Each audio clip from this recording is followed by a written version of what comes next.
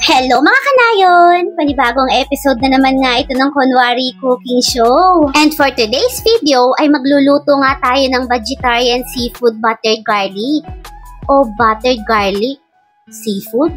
O basta yun na yun? Halos mag-aalas 6 na nga nung makarating ako sa bahay dahil namalengke pa ako. Pero kita nyo naman na maliwanag pa. Matagal na nga ulit kasing magdilim ngayon dito. Madalas ko na nga rin nasasama itong si Kiro sa trabaho dahil wala namang naiiwan sa kanya sa bahay. Nagpapanik kasi itong si Kiro kapag matagal siyang walang nakikitang tao kaya hindi siya pwedeng iwan talagang mag-isa ng matagal. Routine na nga namin ni Mr. ang pagme-merienda galing ng trabaho. Eto nga at may bonus pang chika itong si Mr. ko. Abay mas marites pa nga talaga ito kesa sa akin. Kita mo naman, tamang kinig lang ako dyan. Joke lang, baka magalit siya. Sinishare niya lang naman talaga sa akin yung devotion niya kaninang umaga. Matapos nga namin magchismisan, magmerienda pala, ay inuna ko nang durugin itong mga bawang. Abay matagal-tagal din talaga ang pagdidikdik nito. Meron naman kaming food processor pero mas gusto ko ang dikdikin talaga itong bawang. Para sa mga ingredients, meron tayong hipon, alimasag, pusit, sibuyas, bawang at luya, tomato paste, Sprite, butter, at kalamansi dahil hindi nga ako nakabili ng lemon kanina.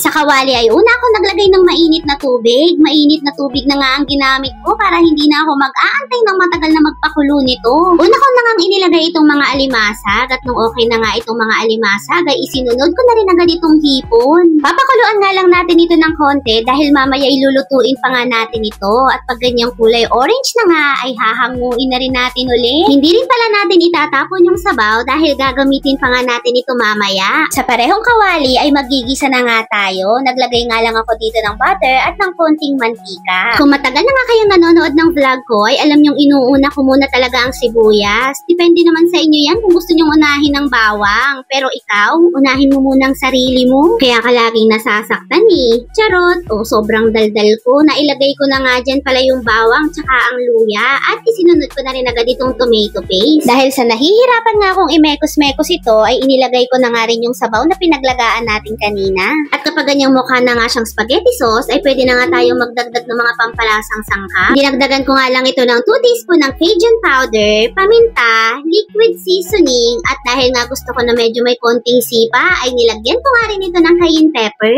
Pagkatapos ay hahalo-haluin nga lang natin ito. At nung matikman ko't okay na sa akin ang lasa, ay inilagay ko na nga agad itong pusit. Saglit nga lang napakuluan dahil baka maging rubber naman na itong pusit natin, ay inilagay ko na rin agad yung pinakuluan nating mga seafood kanina. Sa puntong ito nga ay na-realize ko na hindi pala ako nakabili ng mais, pero hayaan mo na nga. Maya-maya ay dinagdag ko na nga rin itong Sprite dahil isa rin talaga ito sa nagpapasarap dito. At nung malapit na nga itong maluto, ay inilagay ko na rin yung calamansi juice. Ay naku kanayon, habang niluluto ko nga ito ay humahalimuyak ang bango at talaga namang nakakagutom. Kaya naman hindi ko na pinatagal at kumain na rin kami agad ni Mister. Maniniwala ba kayo na wala pang 400 pesos ang lahat ng nagastos ko dito? Tigwa 1/4 na lang kasi ang binili ko pero good for 4 to 5 person na nga ito kanayon. Biruin mo sa halagang 100 pesos ay makakapag seafood galore ka na tapos komportable ka pa sa bahay. Tapos ay matatansya mo pa yung timplang gusto mo. Kita mo naman naparami na naman nga ang rice ko.